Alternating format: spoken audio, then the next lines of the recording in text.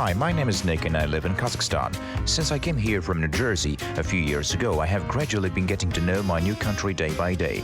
My friends help me in this, and I must admit, without their help and tips, I would have had a hard time. However, making friends in Kazakhstan is not difficult.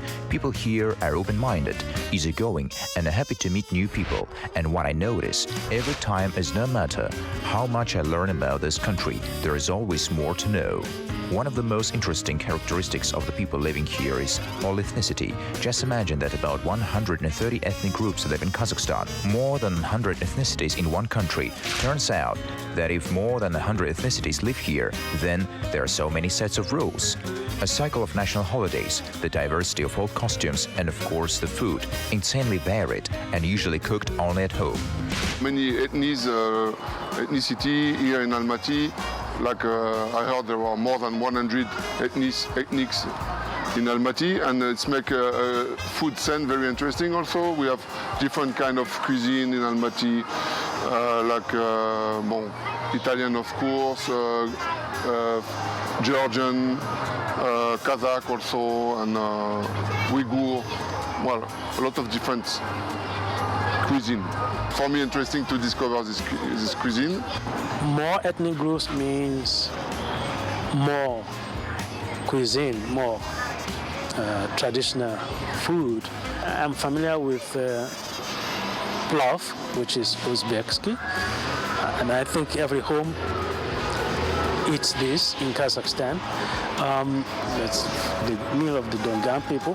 Borscht, which is probably the Ukrainian or the Russian or the German. I honestly don't have a favorite cuisine. I enjoy a variety. So I may have one day I'm thinking Georgian food is what I want today. And then the next day I want Chinese food. And the next day I want traditional Kazakh food. And the next day I want, some Russian food. And I think that that's probably fairly typical of Wow, look at this. Today my friends invited me to an unusual place with a very nice name, the House of Friendship. Good afternoon and welcome. Oh, hello. Good afternoon. We would like to show our American friend Nick the House of Friendship and show the traditions of the people living in Kazakhstan. Then I will repeat myself. Welcome. You are in the real House of Friendship. The history of this house is deeply rooted.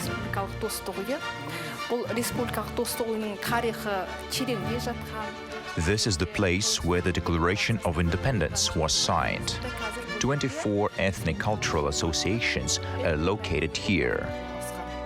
Therefore, today I want to introduce Nick to the life of Chechens, Uyghurs, Russians, Cossack, and Slavs.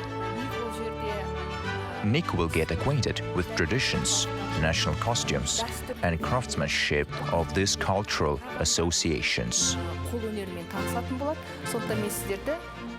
So, I invite you. Let's go. Ahmet. Thank you. There are 24 ethnic cultural associations in the Almaty House of Friendship. Representatives of different ethnic groups come here in their free time to be creative, maintain their national traditions, learn their native language, as well as the official one. In the meantime, we're heading to the Uyghur Cultural Center. I feel it will be very interesting.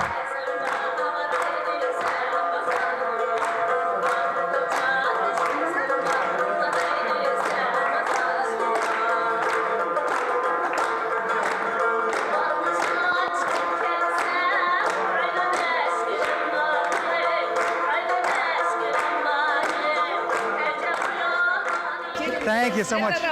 Wow, beautiful music, yeah. Thank you. Rahmet. It's a snake. Snake skin, wow. It's interesting. It's amazing, eh? How many strings? 1, 2, 3, 4. Yeah, handmade. Handmade. It's amazing. As I already mentioned, Kazakhstan is all about food. Wherever you go, you will certainly eat something.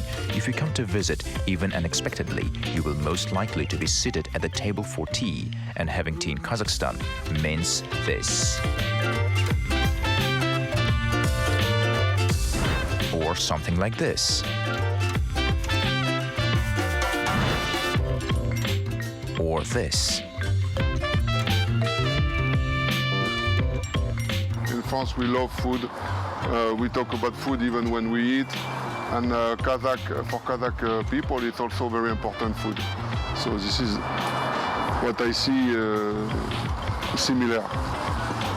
After I see, Kazakh are also patriots. They love their own tradition. And in France also we are very famous for being focused on culture in France.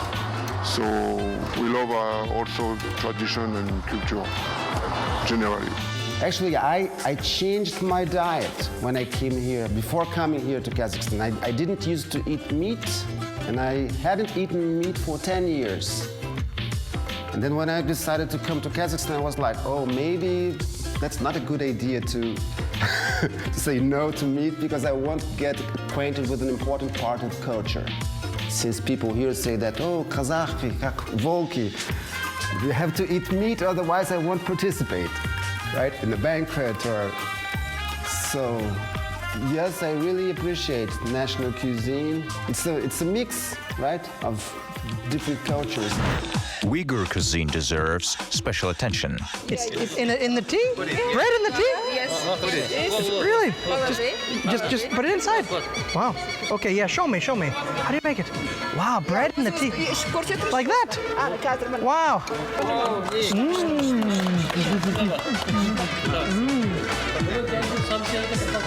Delicious. After each such tea drinking, I definitely gain weight. And I'm not even talking about dinners when the dishes replace each other. I have already worked out my little life hacks. This is göshnan. It looks kind of like we had before. With meat and chives. Taste it. In Uyghur. Tatlik. Delicious, yeah? Tatlik. Uyghur cuisine is diverse. It is made from dough and vegetables. There are a lot of vegetables and spices. The most popular dish in Kazakhstan is, of course, the Uyghur lagman. This is a well-known lagman. It is served with many different gravies. You can serve it with bosai, traditional gravy, but here is a gravy with chives and egg. This is tuhum saynas. You can serve lagman with eggplants. As I said, once you visit someone, you will never go away hungry. Let's say there are fragrant samsa or golden bowl socks in front of you. Do not rush to satisfy your hunger. Take a little. After all, you will most likely have to try something else too. And here are the manti, but fried ones. They're called hosha. Fried manti, yeah, fried manti. Wow, it's amazing. But they're fried. I think it's very delicious. Can I try one? Can I try? Oh, very good. I'll try. Yeah. And now Nick is the most interesting thing. I would like to present our unique dish. It is cooked only by Uyghurs. The lungs of a ram. They're inflated, cleaned, poured over with milk, water, oil, eggs, and then boiled. Oh, I'm so full. I'm so full. They will persistently convince you to eat a little more, and you will not be able to get out. So mind the strength and capacity of your stomach.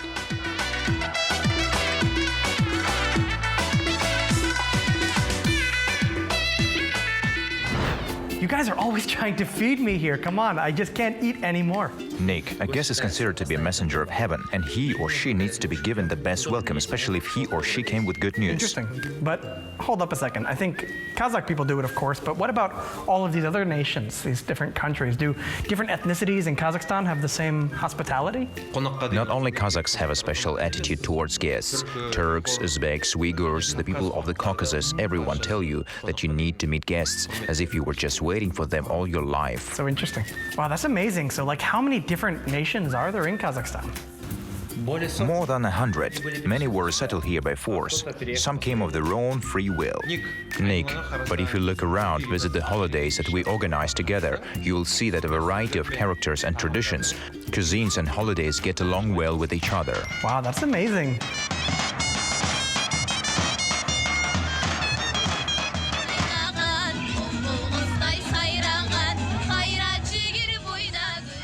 So I heard that Nowruz is like the biggest holiday in Kazakhstan, is it right? Да, его и называют восточным. Yes, it is often called the Oriental New Year, and it seems to me that celebrating the arrival of the new year in spring when nature awakens is much more logical than on January the 1st. Yeah, actually that makes a lot of sense. You know, all the flowers, everything's new. It's like a new year, yeah. So do all different nations celebrate it the same way, or? Almost all Eastern peoples celebrate the arrival of spring in the new year on March 21st, 22nd. It has been celebrated since the time of Zoroastrianism, and different peoples have different traditions associated with it. Nowruz or Nowruz means a new day. It is celebrated in Iran, Turkey, Azerbaijan, Uzbekistan, Afghanistan, Tajikistan, Turkmenistan, and even in some Balkan countries.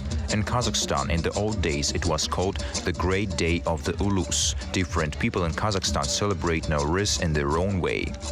Nowruz is more like for Muslim people, is more important as a holiday because it's the beginning of the year.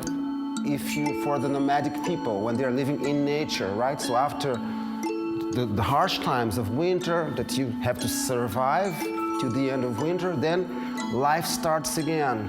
Flowers bloom, birds singing, and like a new pace of life. It's the beginning of spring, equinox. Then, yes, days start becoming longer than nights, more light than darkness, end of darkness.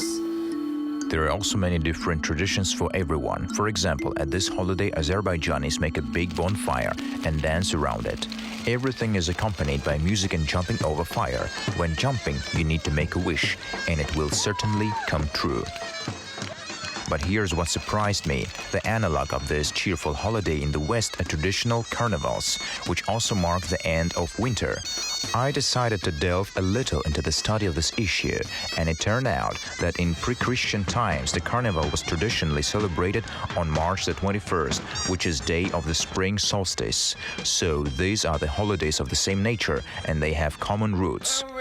Russians are the second largest ethnic group in Kazakhstan, so the Russian carnival of Maslenitsa in pagan times was also celebrated on March the 21st. On Maslenitsa, a scarecrow that represents winter is usually burned, and people eat pancakes with butter. Pancake was a symbol of the sun then. I think this holiday, Maslenitsa, is like carnival, because what is carnival? I'm Brazilian, I'm not super fan of carnival, but of course I know, right? People always think of carnival when they hear about Brazil. So carnival is a holiday that happens just before the Lent. Lent is a period of fasting. 40 days, if I'm not wrong, that you don't eat or you eat little, like post, right? Before Easter. So, and I think that maybe this Maslenitsa is also maybe the last day before the period of the Lent that ends on Easter Day, right? When resurrection of Jesus. And Jesus, yeah, not wrong, sorry. The most interesting, I think it's Pâques, because for us it's very interesting because we have a lot of work. We make French Pâques brioche. And for us, it's also interesting at work because we are working 24 hours, we are busy. And also people, you know, it's nice to share and go visiting your friends and your family and share with everyone you love this Pâques pot. And I like it, this tradition.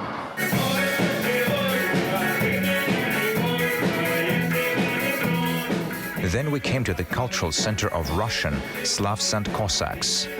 The Cossacks are a special military class which at one time defended the borders from enemies. They have a military past, and until now the Cossacks have preserved special military ranks, and they still cherish their traditions and customs. We live in our Republic of Kazakhstan like friends, like one family. We have mutual understanding, mutual support. Here the shashkas. Our Cossacks showed their equipment. It's not sharp, yeah? Zach, do you see this? They invite you to have a taste. Here are shanishkas, our dish, Pancakes, yeah? pastry with potatoes and cabbage. The cuisine is very diverse, and all our wives cook it for the new year. This is a portable set. When we quickly have to meet guests, we show them this. Okay. Remember this one with the horse, yeah? When we were ready. Yeah. Saddle up. Saddle up, guys. Yeah. Great. In Kazakhstan, Cossacks live together for 400 years, and we have mutual destiny with the Kazakh people. This is our noble writer, Mikhail Sholokhov. Virgin soil upturned and quite flows the dawn. That's amazing. These are winter clothes. In winter, when it's the frost, when it is snowing, it is for summer. Amazing. Yeah, this is so beautiful. I think it's great. So, let's eat, yeah? You need to have a taste. Austins. Help yourself. Қимақ, қазақша. Okay, I'll take one. Yeah, very great. Very good. Thank you. Wow, very good. Thank you very much. Thank you. Thank you. Тағы да келіп тұрмыз. Come to us Demde. next time. Дәмді? Demde, very good. Дәмді. Very good. Very tasty. We live in peace, friendship, and harmony. Мына жақта бүкіл тарихы осы уақытқа All the pictures, yeah? Wow. We celebrate the Day of Unity of the people of Kazakhstan on May the 1st.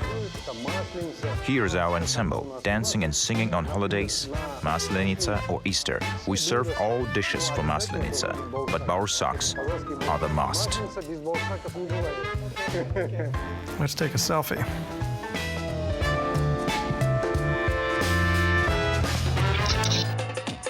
In general, winter and holidays are a special story here.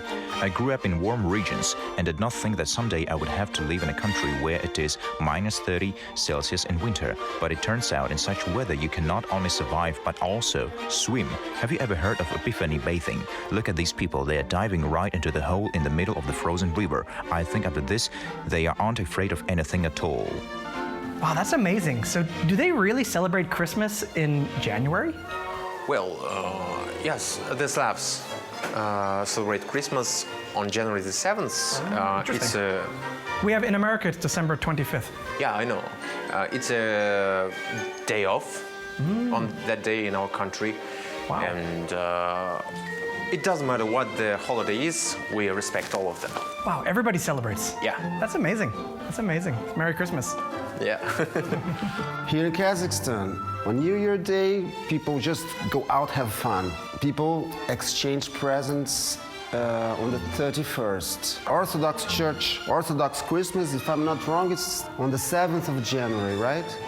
In Brazil and in Europe, in America, it's on the 25th of December.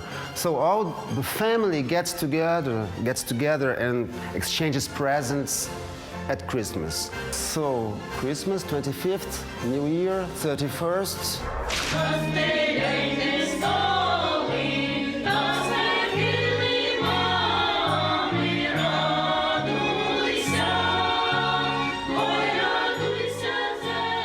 Orthodox Christmas is also one of the Russian winter holidays, and in Kazakhstan, it is a great occasion to look at traditional costumes, listen to songs, and gather at the table.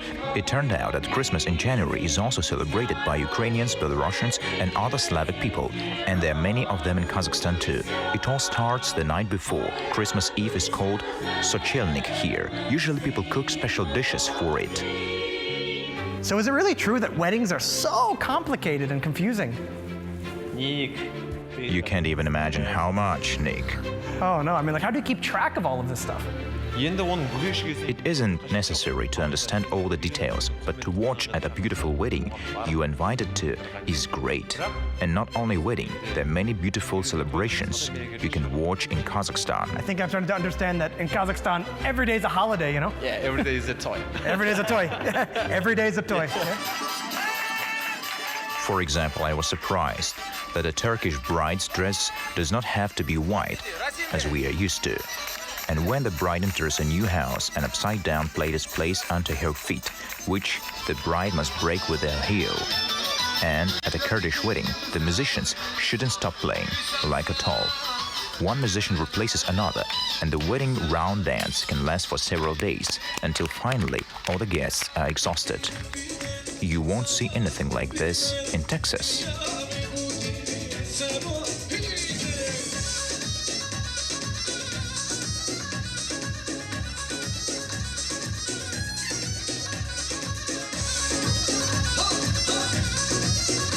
So you guys are such an expert of all of these different cultures and everything like that. I'm sure probably you can dance Lezginka. I think it is. Yeah, I think you can. Maybe Zach? Sure, although it is a traditional Caucasian art, there is no person who would not try to dance Lezginka at least once. Yeah, it's an amazing dance, you know, like these guys it's really strong, powerful, you know, they dance passionately. Келісем. Yeah, I like it, it's cool.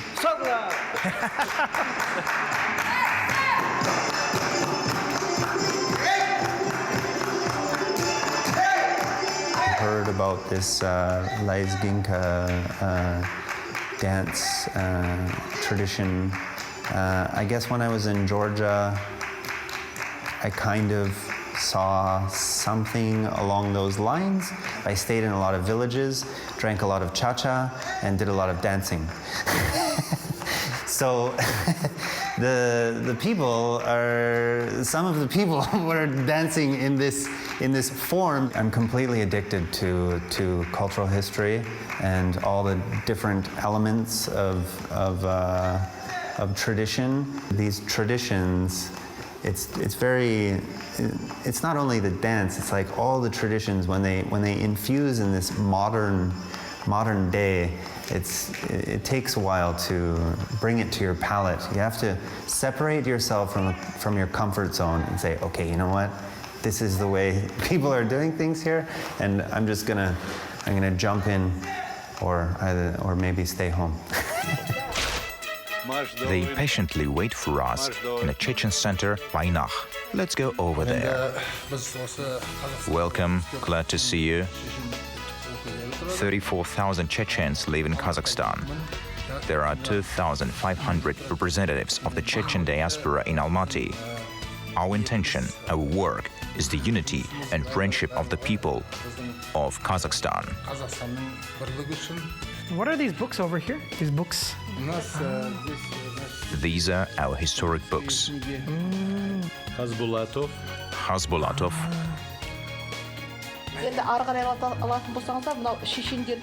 Here you can see the national costumes of the Chechens. Here, this one, yeah? Yeah. It's interesting. Yeah. And what about this sword? Is it? Yeah, can you tell me about this one? Is it a weapon, yeah? This is a dagger. Kinjal, yeah? A decorative dagger. You cannot take it out of the sheath or touch it. It's very beautiful, yeah? Very beautiful. Beautiful. Yeah. Okay. Wow, nice. This belt is the belt of the Байланыс girl. Ah, I see. Wow, it's amazing. Yeah. They put it on, they must have a waist. Yeah. When a guy goes on a date to a girl, to a spring, he can determine if a girl is single or married by her jug. How? How do you know the difference? Here's the difference, like the waist. Here's a white jug. It means she's already a married woman. Yeah. If her jug is thin, it means she's not married. Wow, interesting, yeah?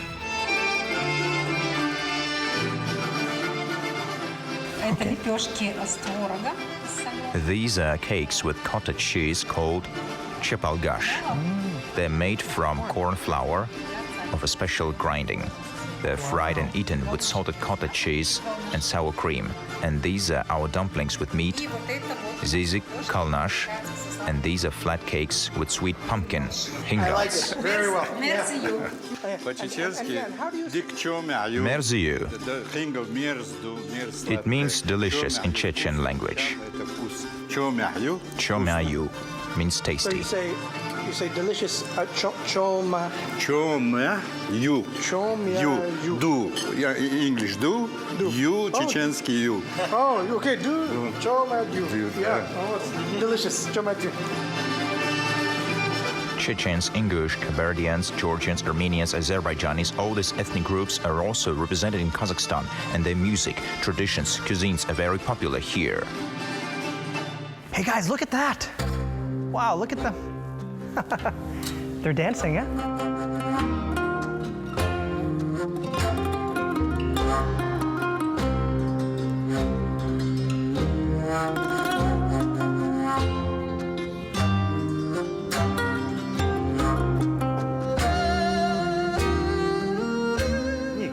Nick, tell me, have you tried Korean cuisine? Korean food, yeah, I think I did. That's like kuksu with all those little salads, yeah? So good. I know kimchi, which is China, the Koreans. And one thing I like about the food is they are not so spicy. Very universal, it's for everybody. So you can add the amount of spice you want, but I think they are just very easygoing. Well, there are a lot of interesting dishes in Korean cuisine. Although, you're probably right, kuksu comes first. Yeah, that's amazing. Look at that.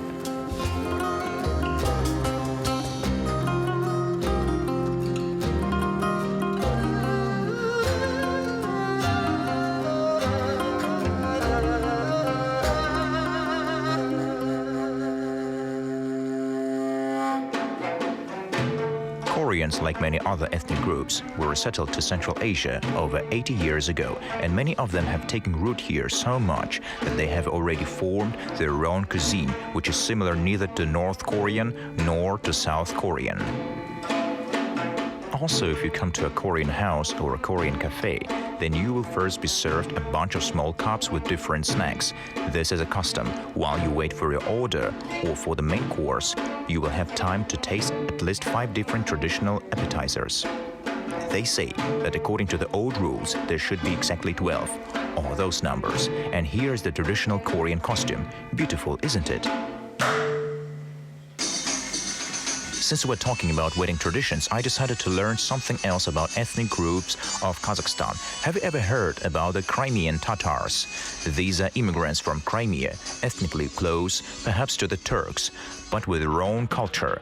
You won't believe, but they have a special wedding barber. The so-called shaving evening, Trash Geshesi or Toy Trashi, is a festive, formal shave. In the evening before the wedding, a festive table is laid in the groom's house, and only men gather, the groom's friends and relatives. A friend of the future wife on a beautiful tray gives shaving accessories and a beautiful embroidered case, as well as a special gift from the bride, a hand-embroidered towel, because Crimean women were famous for their art of embroidery, which is still not forgotten. Well, after the transfer of attributes, the most interesting part begins. A special guest is a barber, and this evening would have been impossible without him.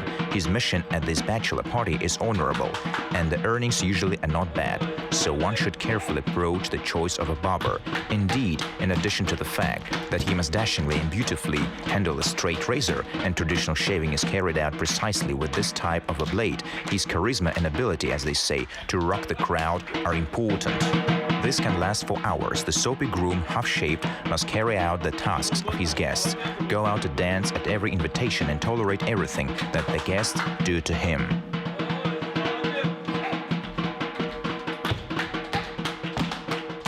I don't know about you, but my head is spinning from such a variety. It seems that whatever you take in Kazakhstan, whatever you start to study, you'll find something special. Definitely today, when I fall asleep, I will dream of a carousel of numerous national costumes and late festive tables. It's really impressive, the range of languages and the range of cultures that we run into. And I think gives the city a lot of color. It gives it a lot of vibrancy to have that kind of diversity. Oh, thank you so much. I'm so full. We tried food from so many different countries and learned about the different cultures. That was amazing, yeah? Thank you so much. Thank you. I'm also very grateful that you came and Nick was interested. You got acquainted with our daily life. I think this meeting today, what you saw, influenced you well. So we're waiting for you in this house in the nearest future. Goodbye. Take care. And when I assign little this much of information and take a break from impressions, together we will continue our acquaintance with a diverse and colorful Kazakhstan, okay? Well, see you, friends.